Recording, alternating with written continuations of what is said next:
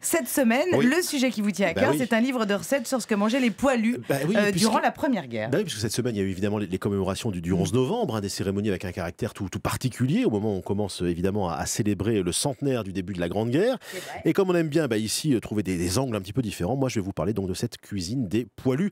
Qu'est-ce qu'ils mangeaient dans les tranchées? De quoi était composée la gamelle des soldats sur le front? Eh bien, toutes ces réponses, toutes les réponses à ces questions, on les trouve dans un livre passionnant intitulé « À la soupe, le repas du poilu ». C'est écrit par Anne-Elisabeth Groux et Jérôme Delille. L'idée de ce livre, où il nous raconte comment les poilus mangeaient donc dans les tranchées, mais dans lequel il nous donne aussi quelques recettes de l'ordinaire des soldats.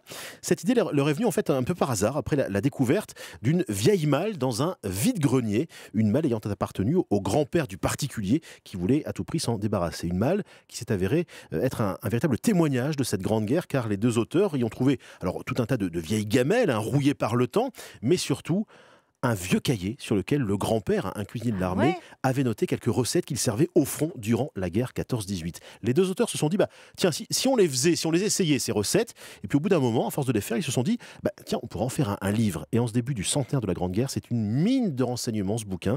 Déjà, on mesure l'ampleur de la tâche des cuistots de l'armée. Durant plus de 4 ans, nourrir un total de près de 8 millions d'hommes mobilisés durant cette guerre, 8 millions de Français, à raison de 3 repas par jour, vous imaginez ce que ça représente en nombre de gamelles à remplir. Alors, il fallait des choses qui tiennent au corps, évidemment, de la viande, essentiellement du bœuf, aussi du riz, des pâtes, des patates, de la soupe, du lard, et puis bien sûr du pain. Beaucoup de pain. Il y avait aussi beaucoup de vin servi dans les tranchées. La plupart du temps, nos soldats étaient d'ailleurs ivres avant de lancer les assauts contre les Boches. Enfin, ça, c'est une autre histoire. C'est une autre histoire. Et puis, dans ce livre, il y a donc des recettes, je vous le disais, des recettes à faire chez soi, pourquoi pas. Alors, il y a des choses qu'on connaît, comme le ragoût de bœuf, les pommes de terre rissolées, les patates au lard, ça, c'est assez simple. Il y a aussi beaucoup de soupe. À l'époque, on buvait la soupe le soir, mais aussi le lendemain, au petit déjeuner. Alors, est-ce que vous connaissez, par exemple... Mais attendez, Mathieu, vous ne trouvez pas ça intéressant? Non, je trouve ça pas... non, pas du tout. Je trouve ça passionnant. C'est juste que moi, avec mon esprit perfide, je pense déjà aux extraits de sons que je vais pouvoir avoir pour la semaine prochaine. Isolés, sortis de leur contexte au milieu d'autres choses, ça va être bien. Est-ce que vous connaissez par exemple la soupe à la farine?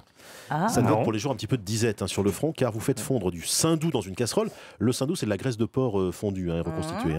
Vous ajoutez de la farine, vous remuez. Genre le mec qui parle d'un truc qu'il connaît hyper bien, quoi. Oui, le saindoux. C'est pas si mauvais que ça. Moi, je l'ai testé parce que les coureurs des bois canadiens, lors de ma toute première expédition, faisaient ça. Et c'est pas si mauvais que ça. Le saindoux, absolument. Non, franchement, c'est pas si mauvais que ça. Alors, du coup, vous mettez donc votre petit saindoux. Vous faites fondre du saindoux, vous achetez de la farine, vous remuez, vous mouillez avec un petit peu d'eau, vous faites bouillir pendant quelques minutes, et puis après, vous servez ça donc sur les tartines de pain. Ça tient vraiment au corps. C'est la soupe à la farine. Ça me fait penser au bronzé, moi, plutôt. La soupe vigneronne. La soupe vigneronne, vous savez ce que c'est? Non. Vous faites fondre vous diluez du sucre dans de l'eau. Vous ajoutez du vin. Vous faites cuire un petit peu. Et puis vous servez cette soupe sur du pain, sur des tartines de pain. Les poilus adoraient ça. Alors, il y a également du pilaf de bœuf, ça c'est quand même un peu plus sympa, on va dire. Vous faites revenir des morceaux de bœuf dans du saindoux, là encore. Vous savez ce qu'on me souffle? Vous les faites roussir, je préfère pas savoir. Vous êtes le Maïté des tranchées. Un beau surnom. Oui, ça vous va pas mal. Pardon, Manu. Écoutez, je vous en prie. Donc, vous faites roussir des morceaux de bœuf, vous ajoutez des oignons hachés et puis de l'eau. Vous faites cuire pendant à peu près 1 heure. Puis vous mettez le riz, vous faites cuire à nouveau pendant 25 à 30 minutes. On a perdu 400 000 auditeurs. Ça tient au corps, c'est le pilaf.